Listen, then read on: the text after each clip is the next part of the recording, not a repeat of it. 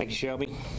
Chief David Burke with Middletown Police. I'm going to have Mike Simpson from Preble County. He's the sheriff there. And then I'm also going to have Marlon Stiles come up. He is the superintendent of Middletown Schools. First of all, I'd like to thank our officers, our dispatch, our detectives, Preble County sheriffs. Mike Simpson's group has been outstanding in this investigation. I'd like to thank Butler County. I'd like to thank both Preble County and Butler County Prosecutor's Office for assisting in this and coming to agreement, and also Lawrenceburg Police Department. Butler County is assisting us with their support today, and also Search and Recovery North Star International for helping us search today. So I'd like to thank all those. Whenever you have a situation involving children, it is definitely hard on the officers, dispatchers, and everybody involved. This case is just an example of the times that the officers have to go through. To begin the case at 10:16 a.m. on Sunday morning, both the mother and the boyfriend, James Hamilton, responded to the police lobby to report James Hendrickson missing, age 6. And it was a little unusual because usually when you have a missing child, the first thing to do as the parents is they contact the police. They said he was missing since Saturday night. That was an unusual situation. So they took everybody back to the residence at 507 Crawford, and the officers assisted them. They had 2 other kids with them. The supervisor, Sergeant Tipton, on day turns felt that was an unusual situation. They spent a little time, so at that time he contacted detectives at 10:53 a.m. on Sunday morning. Everybody responded back to the detective section, and that's where the investigation started beginning. The investigation brought us to Preble County. That's when I'll introduce the sheriff. He can discuss what happened in Preble County. Thank you, Sheriff. Thank you, Chief. Our involvement started yesterday afternoon, shortly before 3 o'clock, when we were requested to assist Middletown Police Department at the Rush Run State Wildlife Area, which is in Summers Township. We responded there, provided some resources for this investigation, and assigned 2 deputies to this based on the information that we have that this young man was likely killed at Rush Run. So our people are working hand in hand with Middletown. It's a tremendous working relationship. As the chief indicated, both prosecutors' offices are working together to ensure that this investigation gets whatever resources it needs. Rush Run is a state wildlife area, has several parking lots, if any of you are familiar with that. This particular parking lot gave access to a boat ramp at a fishing lake. So we responded there, provided them with some resources, did a few things as part of that investigation, and we're working hand in hand with Middletown. Middletown is the lead agency in this case, and we're there providing assistance to them. So that's what I have from our standpoint at this point in time. Thank you, Sheriff. So after the investigation, interviewing both suspects, the mother and the boyfriend, the investigation led us to the house at 507 Garfield Street, or Crawford Street, I'm sorry. And then from there, they had information that they disposed of James, the 6-year-old child, at the 275 bridge by Lawrence. We have the search and rescue team there. We have Butler County Air Support. We have Preble County. We have several other agencies assisting in the search for James, hoping to recover him from the banks somewhere across the Ohio River there. Both individuals were arraigned today in Middletown Court at 1:30. They both have bonds. They'll be remaining in Middletown Court until their next court date in Middletown Jail. At this time, it's still under further investigation. I'm going to turn it over to Marlon Stiles in reference to the school is putting on an event for James tomorrow evening, and I'll turn it over to him. Can you spell your name, please? Sure. Marlon Stiles. Spelling it? Sure. Marlon Stiles, M-A-R-L-O-N. Last name S-T-Y-L-E-S. Superintendent? Superintendent, Middletown City Schools. Thank you, Chief. Today's a tough day for us here in Middletown City School District. Our hearts are heavy. As a community, our hearts are broken. We are grieving and we are in pain with the loss of one of our very own Rosa Parks Elementary students, unfortunately. As a Middie community and as a Middie family, our hearts are broken. Today we have rallied a variety of grief supports across our entire district to support our staff and our students at Rosa Parks Elementary. Those grief supports will remain in place for the remainder of the week, and as long as our students and staff at Rosa Parks Elementary need those supports, we will make sure they are available to them. Coming together and grieving and healing as a community is very important in times such as these. We're encouraging everyone across the city of Middletown City School District community to come together during this difficult time and grieve together. We do invite the entire city of Middletown, our community, our residents, our students as well, and our staff to join us tomorrow evening at 6:45 p.m. at Barnett Stadium to celebrate the bright joy that James Hutchinson was, to celebrate him as a young man who had a bright future ahead of him that was tragically taken away. We ask that you come and unite as a community and begin to heal and grieve together during this difficult time. And we'll be at Barnett Stadium tomorrow evening at 6:45 p.m. I do want to take a moment and talk about James, which is why we're here today. James was a wonderful student, and he was a fun-loving kid. Earlier today, when we were at Rosa Parks Elementary, we heard someone talking about how when James arrived to school every single day, he would come running towards the front doors of the school building with a giant smile on his face, and he gave the biggest, and as they said, the bestest hugs you've ever imagined. That was James on a daily basis. You know, oftentimes in education we have incentives to reward students for making their dreams come true and reaching their goals. One recent incentive at Rosa Parks Elementary, we found James in the cafeteria with a big smile on his face because he was rewarded with the lucky lunch tray. And that was important to him. And the staff just shared how joyful he was to be able to receive the lucky lunch tray. James was a joyful soul who was loved at school. I can tell you, as here in Middletown City School District, we miss him already.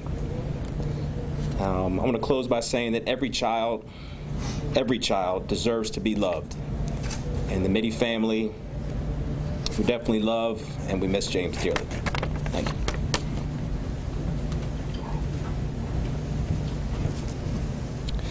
Understand we'll take questions at this time, but understand this is still under investigation. I may not be able to answer all the questions. The other two children have been turned over to Children's Services. They're in foster care as we speak. And then we are still continuing doing search warrants on the vehicle and several other things. So if you guys would like to answer or ask questions, I'll be happy to answer them. Chief, have they said, John, WHILD, has Mom said why she did this? The mother is not showing much remorse at this time, but she has confessed to doing this. That's why we're able to get the charges. We'll know more once James is recovered and we can get a coroner to do an autopsy. But again, she's not showing much remorse. But remorse aside, has she told you guys anything about what led her to do this, why she would do this to her child? Not really. I just, it's a complicated situation.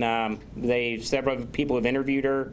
She's not really saying, what the motive was. She just admitted to doing this. Can you go into just a little bit the circumstances, the trying to abandon him, etc.? What did she tell you? Our understanding is at some point she took a trip out to Preble County to Rush Run Park, and that is when we don't know the full details on that because obviously there's conflicting stories, and she was able to recover James, take James back to the residence back in Middletown. He was deceased at that time. Sometime Saturday night, Saturday evening, when the other kids fell asleep, that's when they responded to 275 by Lawrenceburg, and that's when they disposed of James in the Ohio River. Sorry, so your press release says that she tried to abandon him, he tried to get back in the car. Can you go into some of that? Is that not? Yeah, she did. She was going to leave them there, the kids, based on the information. That's what's kind of, we don't know what happened from the time she was leaving them to the time where James was deceased. So that's kind of where we don't have a full understanding of that. We don't know if he fell. We don't know the circumstances of that until we get a coroner's report. But she said she was trying to abandon all the children? Kids, plural? Yes. With her when this happened? Yes, kids were plural, yes. So she was trying to abandon all of her children there? Yeah, she took the other two back with James, and they responded back to the residence. Did she leave them in the parking lot as well, and they just happened to not try to get back in the car? No, she had James. James was the only one out of the vehicle, and then she put James back in the car, transported him back to Middletown, and that's when her and James transported James back to the to 275 there. Any idea why she waited between 30 and 40 minutes? So she left the scene, according to court documents, left the child there, and then drove someplace and then came back 30 to 40 minutes to pick him up. That's something, we don't understand it either. I mean, that's something that she can only answer, and again, conflicting stories back and forth, it's kind of difficult for us to fully understand. Chief, in court, you mentioned Child Services having the other two children. Has Child Services been involved with this family in the past? Yes, Children's Services have been involved with the family in the past, and this situation here is just it's an unfortunate situation all around for all the officers, dispatchers working. It's really hit Middletown extremely hard, along with Preble County. But Children's Services have bumped around from hotels, different areas. They were in and out of Middletown School District. So Children's Services have been in touch with them in the past. But they do have the other two kids. They are safe, and we're thankful for that. Chief, how difficult is it for your department to try to research surveillance video from point A to point B, and how dangerous is it for the rescue people to be in the Ohio River right now, knowing that the water's up? Yeah, the water's up extremely hard, making our search and rescue very difficult. So they're doing the best they can. Like I said, thank Butler County for having the air support out there, doing everything we can. Preble County's out there still. The search and rescue team's doing everything they can. But with the water and the current, and with the rain we had Saturday night, makes it extremely hard to really find anything. So we're doing the best we can when it comes to the search and recovery, and we're hoping to locate James, as soon as we can. Are you the impression they threw him off the bridge? Video. Yes, they did. Any They surveillance video, Chief, at all? I don't know if they have any surveillance video. That would have to be something I would ask the investigator. We do not have any surveillance video from the park or anything like that. We've been trying to pull any video in the neighborhood that we can, but again, it's still under investigation. Is there anything the general public can do, Chief, other than stay out of the way of the river? Be supportive to the family. I know the school's putting on the event tomorrow night at Barnett Stadium. That would be something just to show the support of the community and for James. No 6-year-old needs this. No 6-year-old deserves this. This is heartbreaking for all of us, and it's difficult. Go ahead. The ages of the other two children? Marley, 7 and 8. And they, Second grade. They're in second grade. I think they're 7 and 8 or 8 and 9, but don't quote me on that. I know they're in second grade, though. Are they just biological siblings? Or Yeah, they're biological siblings. boy and a girl, or just? It's a boy and a girl. It's a boy and a girl. So, Chief, this is all timeline. This is all Saturday that she's at Rush Run with all 3 kids in the car at some point on Saturday. This is all happening? Saturday, no. They were at Rush Run. I'd be Friday night.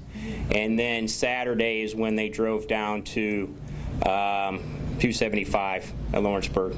So she's got all 3 on Friday. She's got all 3 of these kids. All 3 kids were there, yes. At some point, the scenario you all laid out in the court documents happens with James while the other 2 are still in the car. Yes, correct. But she had planned to get rid of all 3? She had planned to abandon all 3? I don't know. She really doesn't actually talk about a plan, but the other 2 kids were still in the car. They were safe. They weren't harmed. James was the only one that was deceased. Chief, she mentioned in court that she has a learning disability. Is that something you guys are aware of? Is that something that's making this challenging in any way for you guys? She seemed to be communicating fine. She understands right from wrong. She understood her constitutional rights.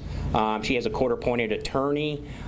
So she finished the 11th grade, I believe, or was in 11th grade when she stopped attending school. So we're very confident she understands the court procedures and understands her actions. She knows right from wrong. Was her boyfriend in the car with her when they drove to Preble County, or was it just her and the kids? No, it was just her and the kids. The boyfriend was in the car when they responded to 275 to the Ohio River. Did she say, did they wrap him in something to put him in the river? Did they weigh him down? How did they? That's still under investigation. You know, like I said, we're hoping to just find James, and when we recover him, that would give us more insight on what they did and how they disposed of him. We know he disposed of him in Ohio River, though. Where will this case be prosecuted, Chief? Here in Butler County, in Preble County?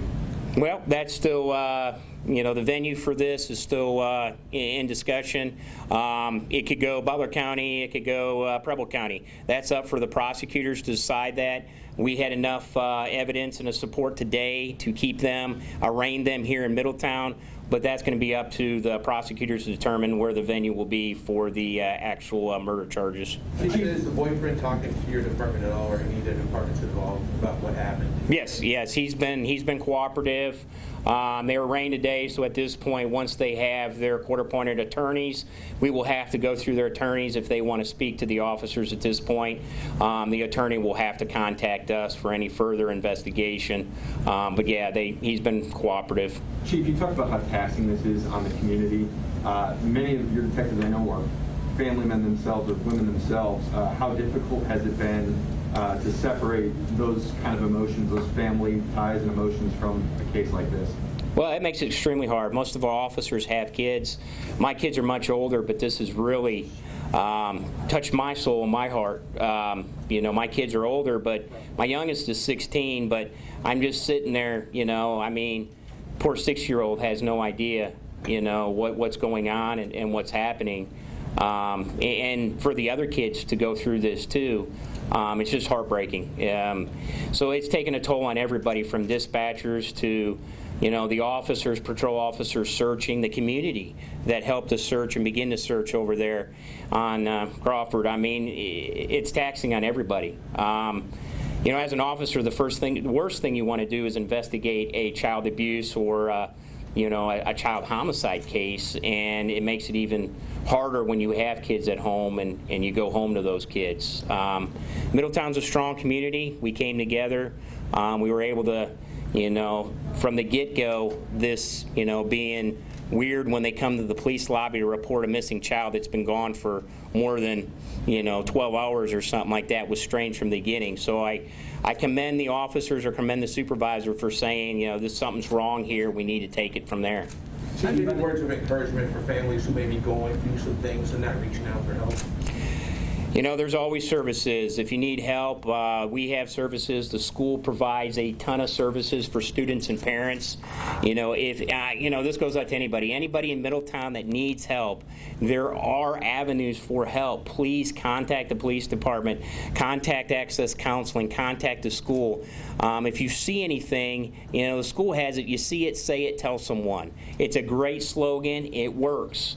And I'm telling you, we have people come to us and say certain individuals are in trouble. We investigate that. We look into that. But if you guys need help, please contact us. We don't want to see this happen to anyone else. This is heartbreaking. Go ahead. I understand that there was actually a fourth child that she... Yes, the fourth child. Understanding that fourth child has already been adopted out a while back. So there's a fourth child that, my understanding, has been in foster care and has been adopted out. She does not have custody of that fourth child, to my understanding. How old? I do not know the age of that. All I know is there was 3 children that she actually had custody of. Can we talk to the sheriff real quick? Is James a first grader or kindergarten? He's a first grader. Chief, just for perspective, I think most of us have been to Lawrenceburg in this room, but for people who might not be familiar, how far of a drive is that from here in Middletown to get to Lawrenceburg? That's at least an hour. I mean, it's off 275. I would say that's a good hour, maybe an hour and 15 minutes away. I mean, it's a decent drive to Lawrenceburg, Indiana, to the bridge. So, I mean, I don't know for sure, but I would say, I don't gamble, so I'd say it's at least an hour away. Sheriff may be able to have... It's at least an hour drive, at least. So. What time of day did she supposedly throw the body, or was it in the middle of the night? Yeah, they left after the other 2 kids fell asleep on Saturday evening. So it was sometime late evening, early morning, Saturday. And then they came here. They were here in the police lobby at 10:16 a.m. to report the missing child that they haven't seen in some time. Have you spoken with the children? I have not spoken to children. The children were here. We responded back when the report originally came. We contact Children's Services, so detectives have spoke to the children. There'll be more interviews and investigation going on with the children too. But they're in good hands with Children's Services and foster care right now. At the time they filed or they came to say that their child was missing, did they offer a story as to where they thought? That was conflicting stories. The dad had one story, the mom had another story, or I'm sorry, the boyfriend had one story, and it was just, they had 2 different stories. One said, oh, I saw him late Saturday night. The other said, oh, it was Friday morning when I saw him last. So there was some conflicting stories, which brought us to believe something's wrong here too. They don't know when they saw him last, and the whole situation was just red flags all over. Chief, do you know exactly how this couple got on Children's Services radar? Were there tips previously reported about these people? I don't know. Okay, yeah, I have no idea. I just know they've been in touch with Children's Services before. I know that they hopped around from hotel to hotel. They were in Kentucky for a while, so it probably had to be doing something with, no schooling, lack of schooling, but I don't know the true facts behind that. When they brought James back to the home, where did they keep him and for how long? They brought him back into the house, and they kept him inside the house until they transported him to the Ohio River and disposed of him. Marlon, this is maybe a better question for you, but talking to parents, what do they tell their kids? Chief, maybe you're better. I don't know who's better equipped to answer it, but there's going to be a lot of Middletown students and really kids across the tri-state with questions about this. As a parent, what would your recommendations be to them to talk to their kids? I would recommend any parent who has a child, no matter what age it may be, kindergarten through 12th grade, to speak with your children. Be honest with them. Be sensitive to their emotions. Be sensitive to their developmental ages. But please invite the conversation. The last thing we want to do is a child who needs to express emotions or feelings is to create a barrier where they can't communicate with us. So for every parent who's out there loving their children right now, when they get home tonight, first of all, give them a hug. And then just engage in some dialogue about how they're feeling, what their emotions are, and how their day went. Children do bring it up. We encourage a dialogue to happen. You know your children better than anyone in this entire world. So pay attention to what their needs are. Beyond that, if your children need additional supports or counseling supports beyond what you can provide them in your household, please contact your school. We are always available, not just today, but beyond this particular moment into the future, next week, next month, next school year. Our grief supports, our counseling supports, our social-emotional supports for students are always available at the school. We can also partner with families to make sure children's needs are being taken care of as well as they deal with this situation, unfortunately. You might have said this already, but was Middletown in school? Are you guys doing virtual or half and half? We're currently in a hybrid model. Sheriff? Yes, sir. When you went out to the park, or when you're what did you find? I'm not going to particularly comment on what evidence we may or may not have found. I mean, as the chief indicated, this investigation is still ongoing. There's a lot of work to be done. So, you know, we did the normal things that we do when we process a crime scene. So I'm not going to comment either way. Can you say whether you found evidence of a crime? No, I'm going to stick with my further comments. Okay. Sheriff, are there any potential witnesses you're trying to track down at all? I don't think so. You know, based on what Middletown has done, there are no surveillance cameras in the state park, so we don't have that avenue.